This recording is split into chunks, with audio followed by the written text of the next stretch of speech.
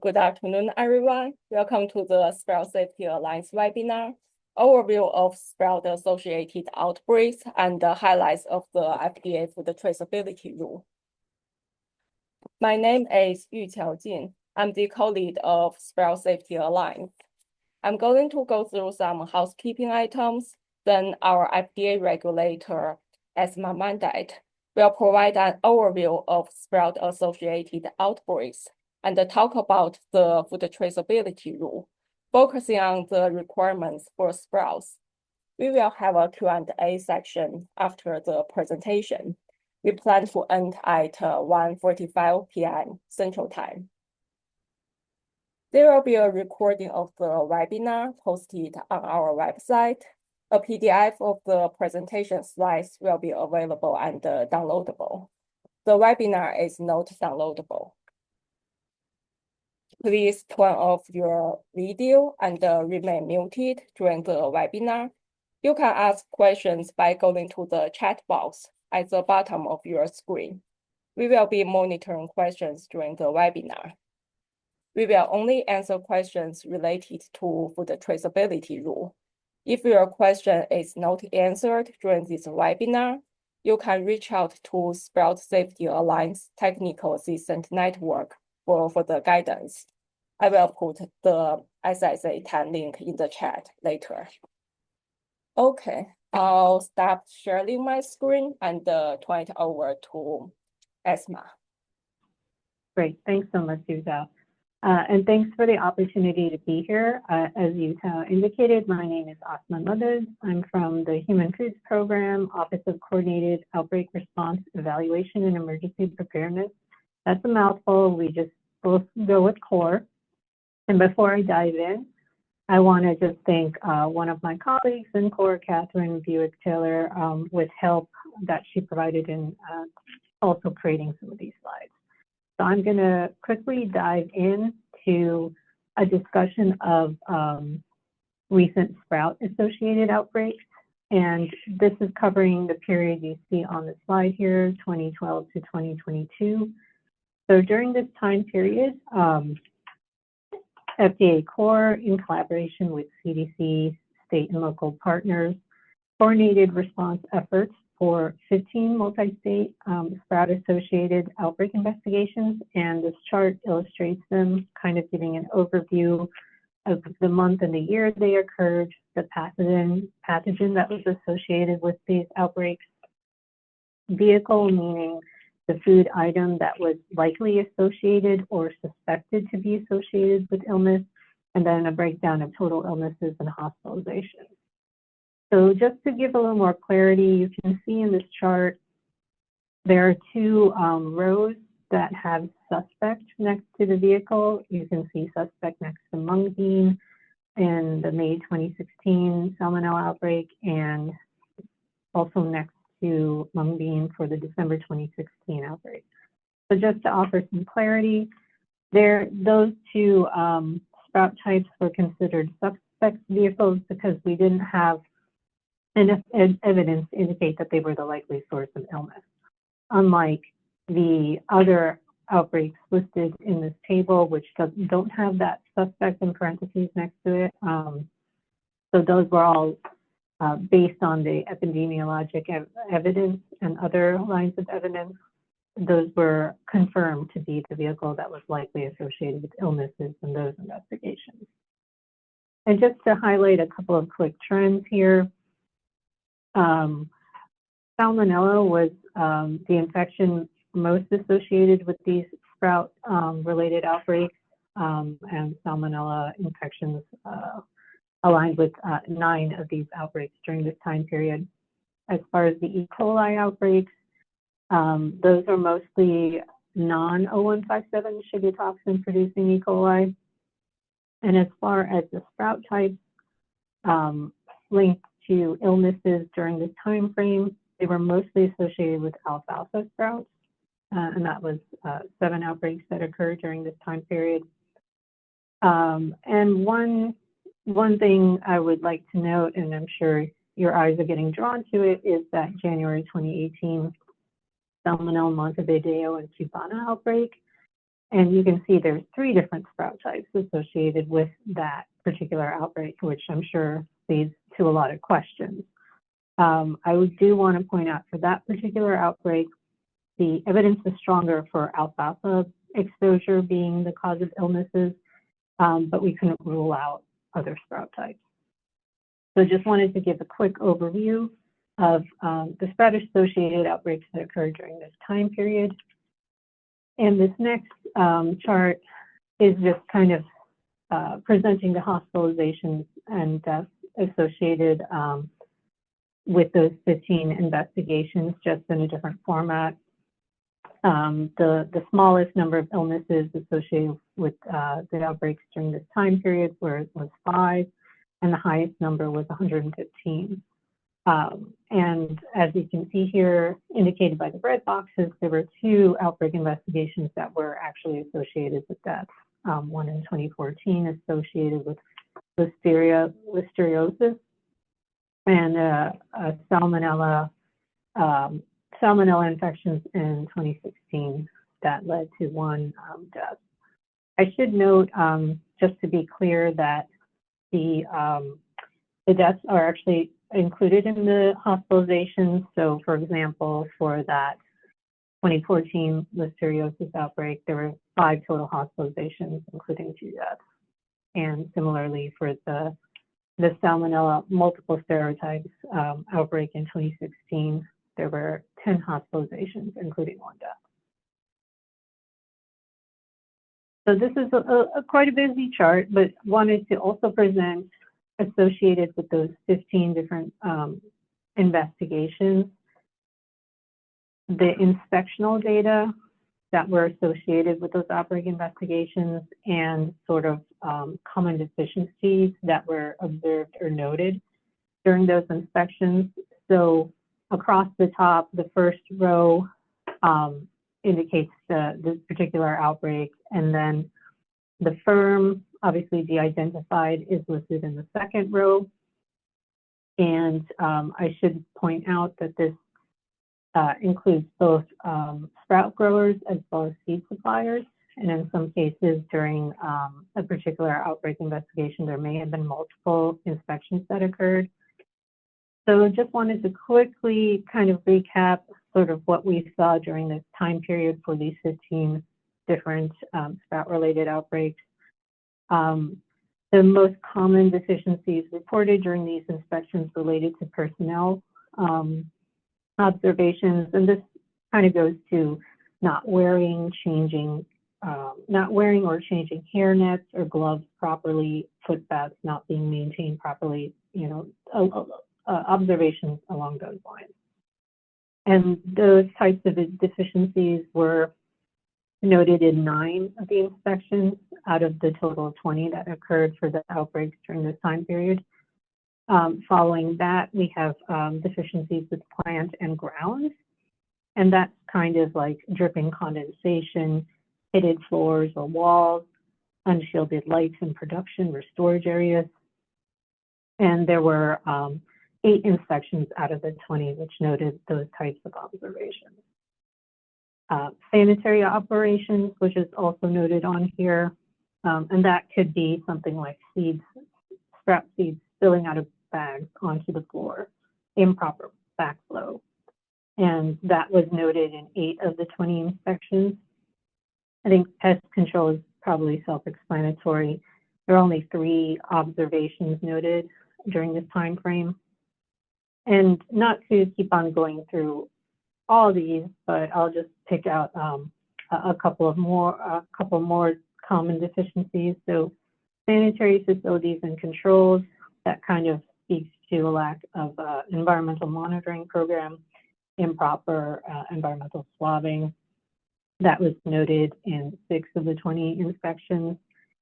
So one other thing I wanted to point out, so for processes and controls, that kind of spoke to improper seed rinsing. However, it should be noted that this was a kind of a category that existed prior to the sprout-specific requirements in Subpart M of the Produce Safety Rule.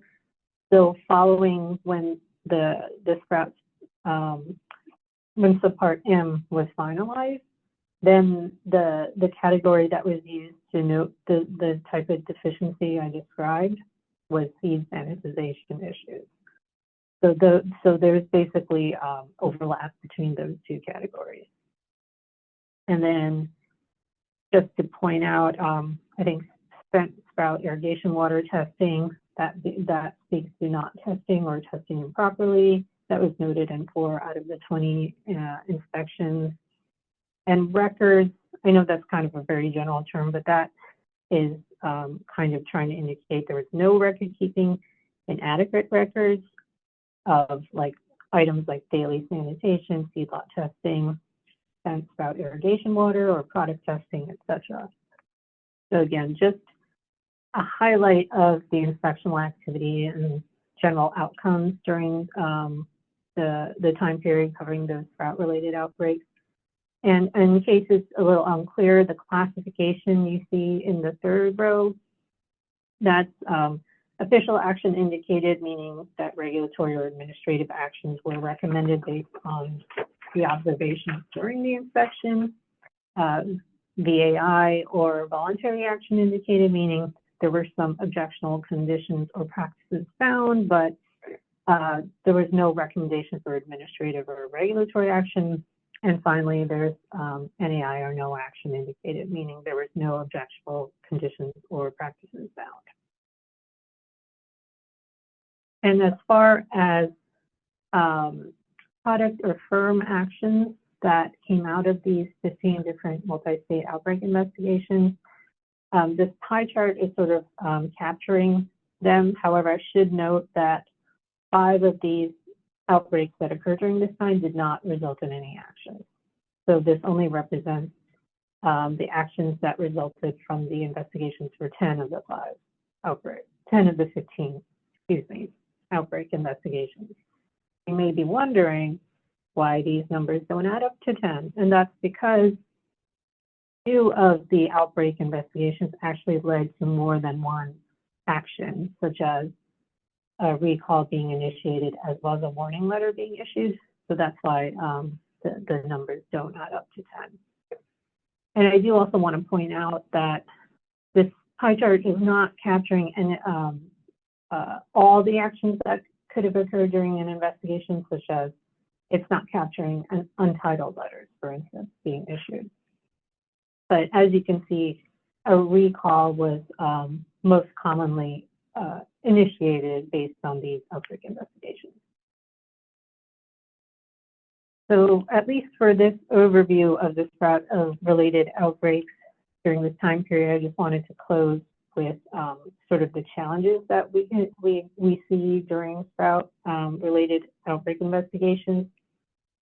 The epidemiologic challenges are kind of complex just because we consider sprouts as kind of a stealth ingredient, and by that I mean often sprouts are used as a garnish, and people may not remember eating them unless they really like them or they really don't like them.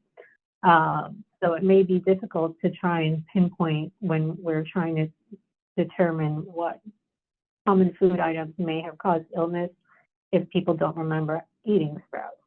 And similarly, they may not remember the type of sprouts they ate and where they ate it.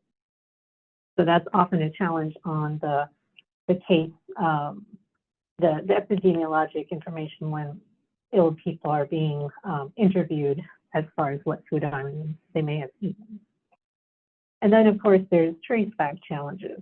I will say that, you know, I'll be talking about the food traceability rule in the latter portion of my presentation, and I just want to sort of highlight this section with noting that the FDR requirements should help assist with some of these traceability challenges. However, you know, identifying a point of contamination, whether it may have been, you know, contaminated sprout seeds, or maybe it was practices at a particular sprout grower, that often is a challenge. And the second point in particular, what I mentioned about the food traceability rule helping improve, is we've often seen in the past with sprout outbreak investigations, there's difficulty with traceability, record collection and analysis, and sometimes there's poor supply chain documentation. And we've often run into a lack of feedlot traceability because of commingling of feedlots throughout production. And often there can be limitations in identifying the source of contamination, especially when maybe during an outbreak investigation, there's a single sprout grower involved. However, I should note that even if only one sprout grower is identified, that's not to say that seeds couldn't be the source of contamination, but obviously it's harder to kind of support that line of evidence, especially if there aren't any positive lab findings. That being said, if there is more than one sprout grower identified when we're doing an outbreak-related traceback, it does speak to potential issues of seed contamination. Although obviously practices that a sprout grower is undertaking could potentially amplify any contamination that may be on the seeds, of course. And finally, getting into laboratory challenges, I think it's always an aspect of any investigation that we run through that contamination is typically not uniform, regardless of whatever products you're talking about. But of course, with sprout operations, you have to think about, or sprout-associated outbreaks, the contamination may not be uniform throughout specific production lots, shipments of sprouts or seeds. And that goes into, sometimes the challenges we run into with detecting positive lots of seeds, or for example, or getting any positive samples. And then sort of related, we can, if we do detect positive sprouts or seed samples, obviously that's confirming the presence of contamination, but doesn't really get to where the source of contamination might be.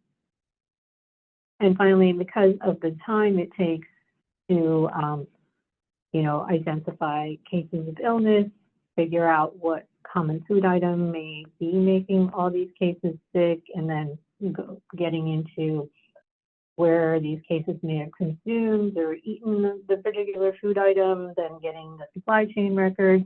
By the time we get to the point where we are able to sample products or spent sprout irrigation water, or even seeds in some cases, those types of samples that are available at the time of sampling may not represent the same product associated with illness. So now I'm going to shift gears a little bit and talk more specifically about the food traceability rule. And I'll start way at the beginning and just who does the food traceability rule apply to. And I'll just call it the FTR moving forward, just to make this a little briefer. But so the rule does apply to persons who manufacture, process, pack, or hold foods on the food traceability list. And I'll talk about that list more specifically in a few slides. But the salient points are that it does cover the entire food supply chain, including foreign and domestic entities, retail food establishments and restaurants, as well as farms. There are exemptions, either full or partial exemptions to the requirements of the rule. And I'm not going to try and go into all the detail expressed or included on this slide as far as the different types of exemptions, but what's represented on this slide is basically certain groupings of the types of exemptions. Like for farms, there are exemptions based on size, or farms selling food directly to consumers, for example. There's also size-based exemptions for retail food establishments and restaurants, also exemptions for fishing vessels. So there are, as with many regulations, full and partial exemptions that may apply. And to help navigate that, we've developed an exemptions tool that can help you walk through your specific situation to figure out if any exemptions may apply. And this, like many of the other resources I'm going to be talking about, is available on the main FDA traceability rule webpage. So now getting to the food traceability list, which I talked about earlier. One important thing to kind of emphasize is the rule only applies to foods on this list, but that also includes food that contains any of these listed foods as ingredients. But the caveat to that is as long as the ingredient is in the same form as what's on the list. And you can see here, for example, tomatoes, it has fresh in parentheses after it. That only applies to fresh tomatoes. Same with cucumbers, has fresh after it. However, nut butters, there's no designation of fresh or what have you there. So the form is specified. But obviously for this discussion in this audience, we're just going to focus on the fact that all fresh sprouts are on this list. So that includes all varieties of fresh sprouts, irrespective of seed source, and it includes mixed sprouts. So that could be alfalfa and radish sprouts, other fresh sprouted grains, nuts, and seeds, bean sprouts, broccoli sprouts, etc. So all fresh sprouts are on the food traceability list. So I wanted to also get into a discussion about the framework or parts of the framework of the rule and the concepts that kind of are the backbone of the rule are the idea of critical tracking events and key data elements or pieces of information that would be important for an investigation, whether it's a traceback or a recall, to have in order to more quickly remove product or potentially contaminated product off the market. So by critical tracking events, we're talking about actions in a supply chain such as harvesting, cooling before initial packing of a raw agricultural commodity, other actions such as shipping, receiving, first land-based receiving of food from a fishing vessel. So this image, again, this is also on the main traceability rule webpage, describes sort of in more detail the specific critical tracking events where it's important to keep these additional records. And the last tab on this image, the traceability plan, that's not a critical tracking event, but it's also a required element or a requirement under the rule, and I'll talk a little more specifically about that in later slides. So again, kind of getting more to the fundamentals of what the rule requires. It establishes a framework of these critical tracking events, or CTEs, and for each critical tracking event, there are pieces of information that are important to be kept. So these are the key data elements. It creates more standard language, and a key point of the rule is linking information by lot code and having that traceability lot code carried through the supply chain. Records are meant to be provided to FDA within 24 hours or a reasonably agreed upon time frame. And all of this put together would lead to faster product identification and removal when we're thinking about an outbreak or a recall. So just wanted to emphasize that that's sort of the purpose of the rule. And because in particular, having that lot code information carried through the supply chain, it can allow us, when we're doing a traceback, to kind of skip steps in the supply chain instead of having to go to each point in the supply chain to collect the records. So again, that helps with more faster product identification and removal. So now getting into the relevant requirements for sprout growers. So what I have up here, this section describes the requirements for initial packing of a raw agricultural commodity. So, and this doesn't apply to food obtained from a fishing vessel. I know this is not relevant, that part's not relevant to the audience, but I just wanted to point that out.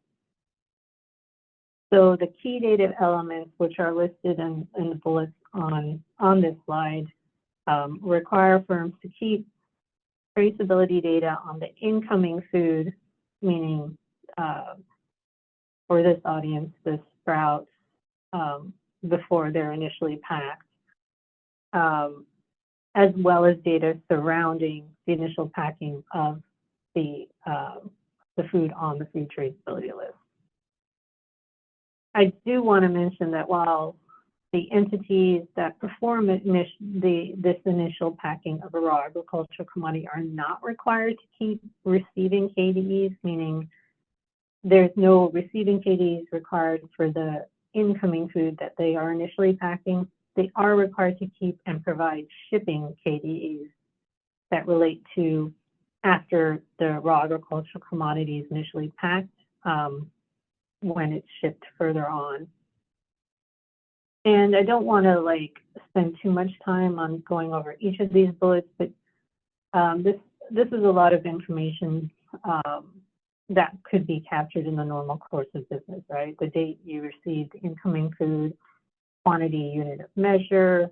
There are some bullets on here that are more specific for produce items, date of harvesting, date of cooling, etc. So in addition to those required key data elements for initial packing of a raw agricultural commodity, there is also a section that's specific for initial packing of a raw agricultural commodity as a sprout, in the form of a sprout. So you would need to keep all the key data elements on the first slide I showed, as well as this slide. So what's on this slide is information related to seed conditioning, like seed packing and seed suppliers. One important thing I should point out is that this section does not apply to sprouts that are soil or substrate grown and are harvested without their roots. And that's to be consistent the type of sprouts that are subject to subpart M in the produce safety rule.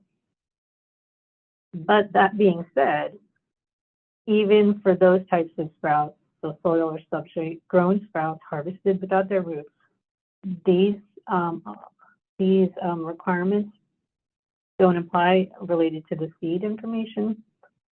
They are still covered by the remainder of the requirements of the rule, since all fresh sprouts on the food traceability list.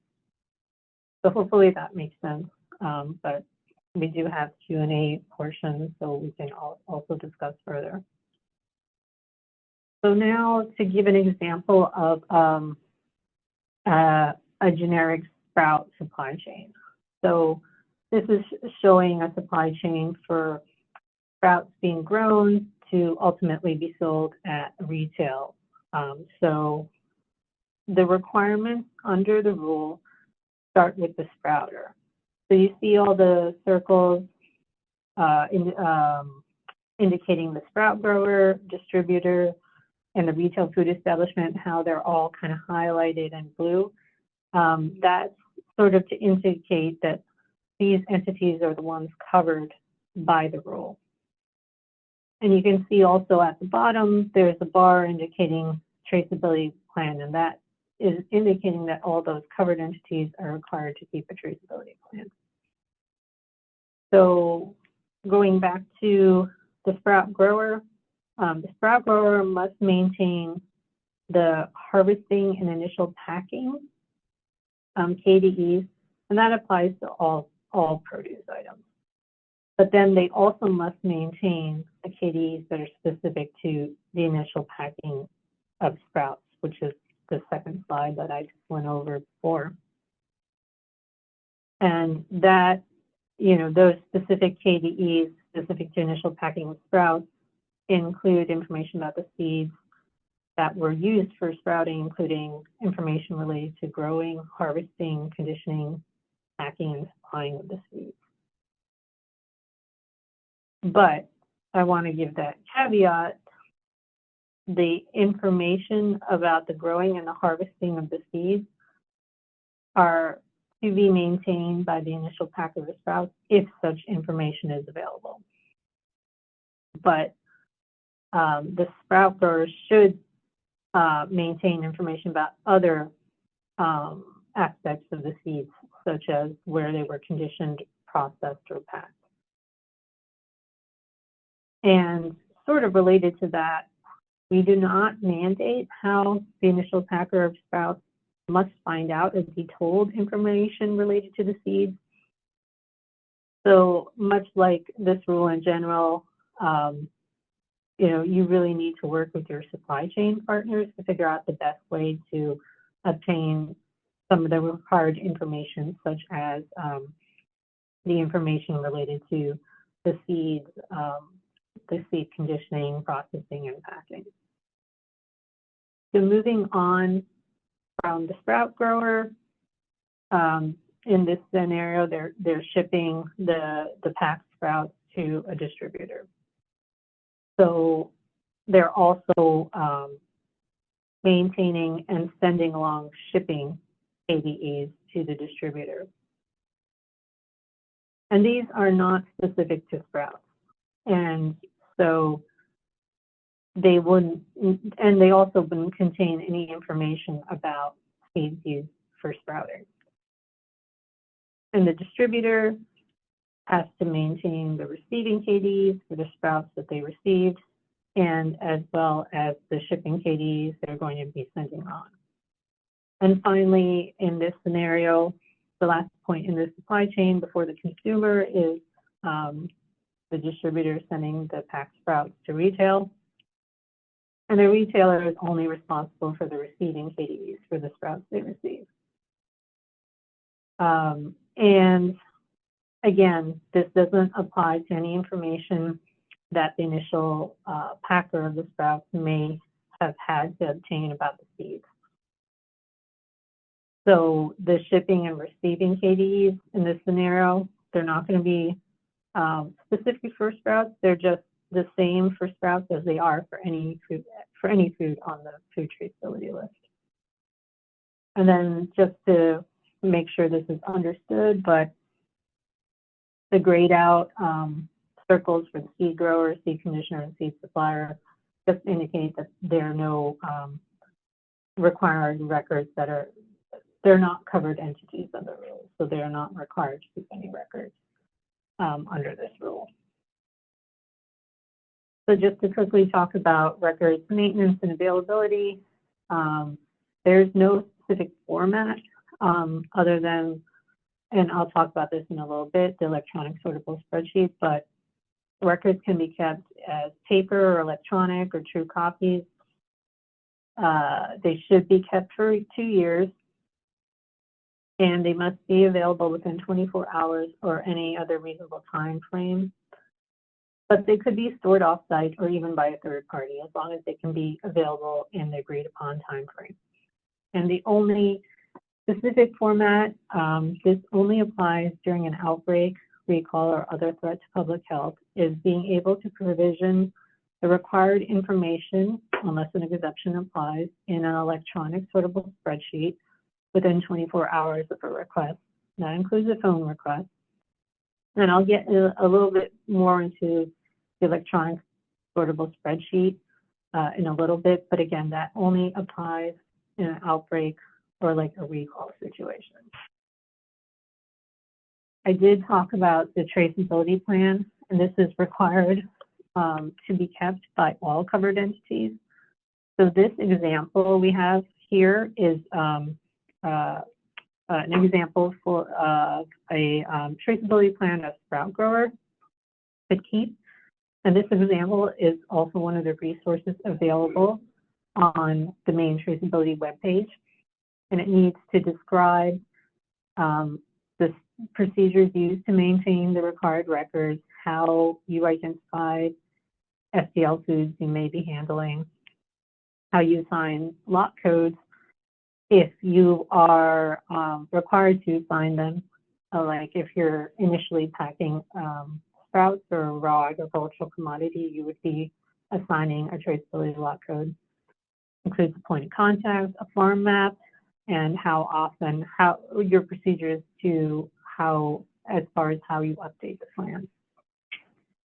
And as far as the farm map, so this is the example associated with this traceability plan example for a sprout grower. And you can see this is a map indicating where, in this case, the sprout grower is growing alfalfa sprouts as well as mung bean sprouts. So then it's illustrating the different bins and drums associated with the sprout production area. And going back to the electronic sortable spreadsheet, we do have a template for this, for an example electronic sortable spreadsheet on, again, the main traceability webpage. It does not have to look exactly like this, but we have the template, and we also have an example including synthetic data, and that's sort of the snapshots I have here. This is just a tiny bit of the sprout relevant synthetic data. So this is only showing a few columns. So just for purposes of this presentation, so you can see the topmost snapshot. The first column is location description for the grower of seeds for sprouting, if available, seed harvesting date, if available, location description of the seed conditioner, etc. And then the bottommost snapshot, seed lot code assigned by the seed supplier, the master seed lot, sublot, etc. So again, the electronic sortable spreadsheet only applies during, or the requirement only applies during an outbreak or recall. And it's important to note you don't need to keep the information in this format. It's just, you just need to be able to provide the required data elements if an electronic sortable spreadsheet is requested of you in those specific situations. So as far as the compliance date, the original compliance date for this rule was January 20th, 2026. However, we recently announced our intention to extend the compliance date by 30 months. Additional details related to this proposed extension will be provided in the Federal Register. This extension was, this intention to extend the compliance date was meant to provide industry with additional time to coordinate effective implementation of the rule and collaborate as needed on tracing systems. And as with other FSMA rules, we always intend to take the approach of educating before and while we regulate. At least in this specific instance, that could include providing fact sheets and other information, as well as an opportunity for firms to ask questions about the rule during routine inspections under other FDA regulations. And in general, we also want to support widespread compliance by making sure that covered entities have the information needed for successful implementation of the rule. So in terms of what you can do to get started, this is just kind of a couple of questions you can ask yourself to help consider how to get started. You know, starting with, you manufacture, process, pack, or hold food on the food traceability list. Working, you know, using the exemptions tool to see if any full or partial exemptions apply to your situation. Figuring out what CTEs you conduct. Are you capturing the required KDEs already? Are any of them missing? Developing a traceability plan. And we can't stress enough, talking with your supply chain partners is really critical to understand record keeping practices in your supply chain and really how best to communicate required information. And I'm going to go through kind of quickly all these other resources we have. Some of them I mentioned already, but the frequently asked questions on the main food traceability rule webpage are often updated just based on the number of questions we keep on receiving, either through the FSMA Technical Assistance Network or other venues. So we do keep on updating those. We have our exemptions tool I went through already, and the critical tracking events and key data elements sort of tab document. Just wanted to point out again, we do have the electronic sortable spreadsheet template, both in Excel and PDF, as well as including synthetic data. We more recently posted an FTR at a glance, kind of a quick reference. It's like 2 or 3 pages that is downloadable. And then there are specific resources for farms, the supply chain examples that I went through the Sprout specific one, but there's other commodity ones that we have available. And then we also have specific resources for retail food establishments and restaurants. And as I mentioned, if there are any specific questions that you need answered that may not be already addressed by the resources we have available, we would encourage folks to submit a question through the FSMA Technical Assistance Network, and then we can route it to appropriate subject matter experts to answer. And just to kind of close this off, wanted to mention that we are developing industry training with the Food Safety Preventive Controls Alliance, and this would be with the goal of providing an understanding of the rule and also to provide considerations for how to build a traceability program. I should point out that this is meant to cover, to be applicable to all covered entities for the rule. So that's a pretty wide range of industry. If you remember what was on the food traceability list, so it's not going to be necessarily very Sprout specific, but it would cover Sprout growing as well as the other industry sectors and commodities that are covered by the rule. It would be train the trainer model with lead instructors delivering the training with opportunities for both in-person and virtual offerings. And we're targeting availability of this training later this year, actually. And so just to conclude, we are also developing an internal FDA system to facilitate analysis of traceability information. And we have released information on the web previously about this product tracing system. We're also developing a system for sending required information to FDA besides an alternative to email, which is currently used during investigations, let's say, and development of FTR inspection and compliance strategy, and how we will collaborate with state, local, tribal, and territorial partners is also underway, as well as the aforementioned industry training, and we're also developing regulator training that for both our investigators and our external regulatory partners that they would be able to take. So with that, thank you all for your time, and happy to take questions as time allows. So thanks, everyone.